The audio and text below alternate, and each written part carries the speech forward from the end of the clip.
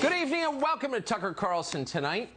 The utter fraudulence of Tony Fauci is obvious now, and it's widely acknowledged, but it was not always obvious. In March of last year, we interviewed Fauci on this show. We treated him with respect. We took his answers seriously. We're Americans, so we assumed the man in charge of protecting the U.S. from COVID must be rational and impressive. We also assumed he must be honest, but we were wrong.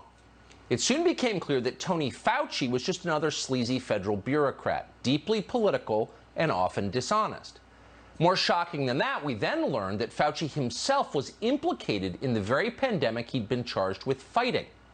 Fauci supported the grotesque and dangerous experiments that appeared to have made COVID possible. We came to these conclusions incrementally, spurred by evidence that accumulated over the course of a year. Tonight, we have the mother lode. Thanks to a Freedom of Information request from BuzzFeed, we have thousands of emails to and from Anthony Fauci. They go back to the early winter of 2020. Collectively, they show that from the beginning, Tony Fauci was worried that the public might conclude COVID had originated at the Wuhan Institute of Virology. Now, why would Tony Fauci be concerned that Americans would conclude that? Possibly because Tony Fauci knew perfectly well that he had funded gain-of-function experiments at that very same laboratory. The emails prove that Fauci lied about this under oath. Consider this exchange, which began the evening of January 31st, 2020. It was a Friday just before midnight. The first email came from an immunologist called Christian Anderson, who works at the Scripps Research Institute in La Jolla, California. Anderson warned Fauci that COVID appeared to have been possibly manipulated in a laboratory. Quote, the unusual features of the virus make up a really small part of the genome, less than 0.1%. So one has to look really closely at all the sequences to see that some of the features potentially look engineered. The next day, on February 1st, Tony Fauci wrote back, thanks, Christian. Talk soon on the call. Fauci then sent an urgent email to his deputy, a man called Hugh Auchincloss. The subject of that email, in all caps, was important. Quote, Hugh, it is essential that we speak this AM. Keep your cell phone on. Read this paper as well as the email that I will forward. You will have tasks today that must be done. Attached to that email was a document. It was entitled, quote, Barrick, Shi et al., Nature Medicine, SARS Gain of Function .pdf. Now, the Barrick in the attachment referred to Ralph Barrick, a virologist based in the U.S. who collaborated with the Wuhan Institute of Virology. Barrick worked with a woman called Dr. Shi Shengli, known as the Bat Lady, because she manipulates coronaviruses that infect bats. She was the she in the attachment. Now, keep in mind that during the questioning from Senator Rand Paul of Kentucky fairly recently, Tony Fauci denied that this same Ralph Barrick had conducted gain-of-function research. Again, this is the Ralph Barrick in Fauci's attachment, which was entitled Barrick, Shi et al., SARS Gain-of-Function .pdf. And yet, under oath before the United States Congress, Fauci denied this. Dr. Barrett does not do gain-of-function research, and if it is, it's according to the guidelines, and it is being conducted in North Carolina. And if you look at the grant and you look at the progress reports, it is not gain-of-function, despite the fact that people tweet that. Oh, it wasn't just on Twitter. It was in Fauci's own emails. In retrospect, that looks a lot like perjury. We do know that starting early last year, a lot of people at NIH were worried that COVID had not occurred naturally. They were concerned it had been instead manipulated in a lab in China. And yet they seemed determined to hide those facts from the public. Again, why? On the afternoon of February 1st last year, Fauci held a conference call with several top virologists. Most of the details of that call remained hidden from public view. They've been redacted. We know the call was related to a document entitled Coronavirus Sequence Comparison. Jeremy Farrar, a British physician who runs a major research nonprofit, reminded everyone on the call that what they said was top secret. Quote, information and discussion is shared in total confidence and not to be shared until agreement on next steps, end quote. In other emails, Jeremy Farrar passed along an article from the website Zero Hedge. That piece suggested the coronavirus might have been created as a bioweapon. We now know that is a more plausible explanation than the one we believed at first and were told by the media, which is that corona came from a pangolin. And yet, for the crime of saying that out loud, a more plausible explanation, Zero Hedge was banned from social media platforms. Until recently, you were not allowed to suggest that COVID might be man-made. Why couldn't you suggest that? The fact checkers wouldn't allow it. Why wouldn't they? Because Tony Fauci assured the tech monopolies that the coronavirus could not have been man-made. And so the tech monopolies shut down the topic. Watch Fauci lie. A group of highly qualified evolutionary virologists looked at the sequences there and the sequences in bats as they evolve, and the mutations that it took to get to the point where it is now is totally consistent with a jump of a species from an animal to a human. That was April 17th, 2020, very shortly into the course of this pandemic. At that point, what Tony Fauci just asserted as known could not conclusively have been known. That was a lie. Tony Fauci suggested that he knew because top researchers had decided conclusively that this must have jumped naturally from an animal to a human being. But again, at that point, he could not have known that. That was dishonest. 2 days after he said that, one of the virologists that Tony Fauci had funded to conduct dangerous coronavirus experiments in Wuhan wrote to thank him for the help. That man, a man called Peter Daszak, complained to Fauci that the American tax dollars he'd taken for these experiments were being, quote, publicly targeted by Fox News reporters. Yet Daszak remained grateful for Tony Fauci's support. Quote, I just wanted to say a personal thank you on behalf of our staff and collaborators, end quote. Now, strangely, most of this specific email from Daszak to Fauci has been redacted, and it was redacted under FOIA Section B7A. That specific exemption to the FOIA law applies to, quote, records or information compiled for law enforcement purposes, but only to the extent that production of those documents could reasonably be expected to interfere with enforcement proceedings. Are Peter Daszak and Tony Fauci under a criminal investigation? We can only hope they are. They certainly deserve it.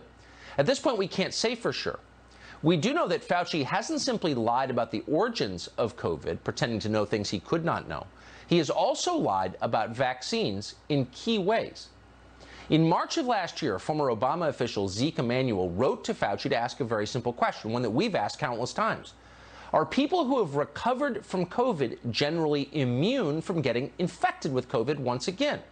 That applies to about 100 million Americans, so it's not a small question.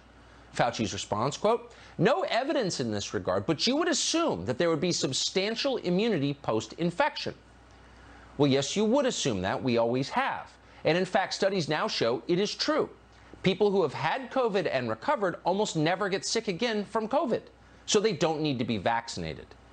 Yet to this day, Tony Fauci has never admitted that in public. In his email to Zeke Emanuel, he admitted something else that's also now obvious. Surgical masks, the paper kind all of us wear, don't really work. They offer very little protection from COVID. In fact, at least one study shows they may accelerate transmission of viruses. They are, in short, a form of make-believe. Yet once again, while under oath in public, Tony Fauci claimed precisely the opposite. You're telling everybody to wear a mask, whether they've had an infection or a vaccine. What I'm saying is they have immunity, and everybody agrees they have immunity. What studies do you have that people that have had the vaccine or have had the infection are spreading the infection? If we're not spreading the infection, isn't it just theater? No, it's not. The vaccine and you're wearing 2 masks. Isn't that theater? No, that's not. Here we go again with the theater. Let me just state for the record that masks are not theater. Masks are protective. And we have immunity there, theater. If you already have immunity, you're wearing a mask to give comfort to others. You're not wearing a mask because of any sign. I totally disagree with you. Rand Paul is a physician. He's smart. What he just said was true, and the science shows that it's true. There's not much debate about it, actually, among honest people. But Tony Fauci claimed it wasn't true. He lied. Why would he do that? Well, here's one reason. The emails show that Tony Fauci speaks regularly to Bill Gates. That's odd. Bill Gates is not a doctor. Bill Gates is not a scientist. Bill Gates is a very rich man who made billions making mediocre software for office computers. So why would Tony Fauci be in such regular contact with Bill Gates? The term Bill Gates comes up more than 24 times when you search the Fauci emails. Has Bill Gates profited in any way from Tony Fauci's COVID guidance? That would definitely be worth knowing immediately. And yet we don't know. Our media don't seem interested in finding out. In fact, here's how CNN covered the emails today. Quote, thousands of emails from and to Dr. Fauci revealed the weight that came with his role as a rare source of frank honesty within the Trump administration's COVID-19 task force. Can you imagine a more dishonest characterization of anything than that? It's hard to. By the way, it wasn't just CNN. No reporters asked about these emails at today's White House press briefing. Not one question. But you shouldn't be surprised. Of course they didn't ask. Tony Fauci is too big to question at this point. Quote, oh my God, one Biden voter wrote to Tony Fauci back in March. Is there anything I can do for you besides being grateful? Wash my feet with your tears, Fauci may have responded. We can't say that he did respond that way for certain. We don't have his reply. We do know that in affluent neighborhoods throughout Northwest Washington, D.C., you can still see signs that say, thank you, Dr. Fauci. What does that tell you? It tells you that Tony Fauci is no longer a scientist, assuming he ever was one. Tony Fauci is a figure of religious veneration. He is Jesus for people who don't believe in God. Alex Berenson is not a theologian. He's a science reporter. He's the best science reporter in the United States. He has been covering Tony Fauci since the very first day, and he joins us tonight to assess these emails and what they tell us. Alex Berenson, thank you for coming on tonight. There are a lot of emails here. We explain only a few of them. You've read them. What jumped out at you? What have you learned today? So yes, there are a lot of emails. You did a really great job there laying out the most important stuff. What I would say is, I think it's really important to think back to January 31st, 2020 and February 1st and 2nd, 2020. The reports coming out of China were horrifying. There was fear that the infection fatality rate, that the number of people who died from this was going to be 3 or 4%. And that meant that if the Chinese couldn't contain this virus and it spread worldwide, it might be 10 million Americans who died. Okay, 3% Yes. of the country's population is 10 million. 200 million plus people might have died worldwide if the numbers coming out of China were as bad as they seemed at first. Okay, so if you're Tony Fauci, you know this better than anybody. You know what the risk is here. You know it first. You're hearing from doctors. You're hearing from people in China. And so the idea that this might have come out of a lab in China that you helped finance, even minimally, and that experiments that you supported, even if it wasn't a specific experiment that you supported, but the idea of gain-of-function research that you supported was possibly responsible for this, that you're going to be tarred and feathered. And so, I mean, clearly, when he received that email from Christian Anderson, he was extremely upset. You can see it in what he tells Hugh Auchincloss, his deputy, to do. He says, you need to be ready. Today's going to be a big day.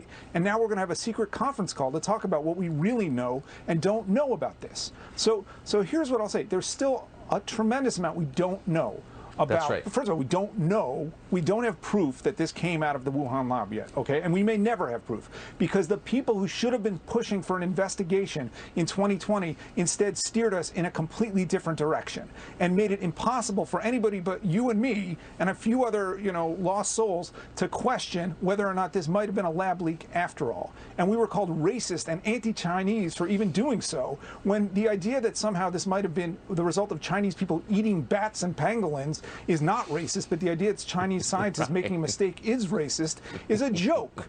So at best, you have a guy who didn't want this investigated and who worked in secret, because he worked with Christian Anderson to put that paper, to put a paper in Nature magazine in March. He consulted with Christian Anderson. It's in the emails on that paper, although his name is not on it. And that paper became something that steered people away from questioning even the idea of a lab leak for more than a year. And now it may be too late. What an amazing story. I mean, you're a novelist in addition to everything else. I don't think you'd dare write a storyline like this. No one would believe it. But this one seems to be true. It's great, and the greatest thing is the email where he tells Hugh Auchincloss, it's going to be a big day. I mean, it's really movie villain quality. And Tucker, look, we could talk about this all. I know you have a ton of guests. We could talk about this all day. We've even started to talk about the failures of the media on this. But I would just say, I don't normally say this. If you really want to know more, you should come check out my Twitter feed, and you should check out the other people who are pushing this, because the media is not reporting it. No, they're liars. Alex Berenson, I appreciate you coming on tonight. Thank you.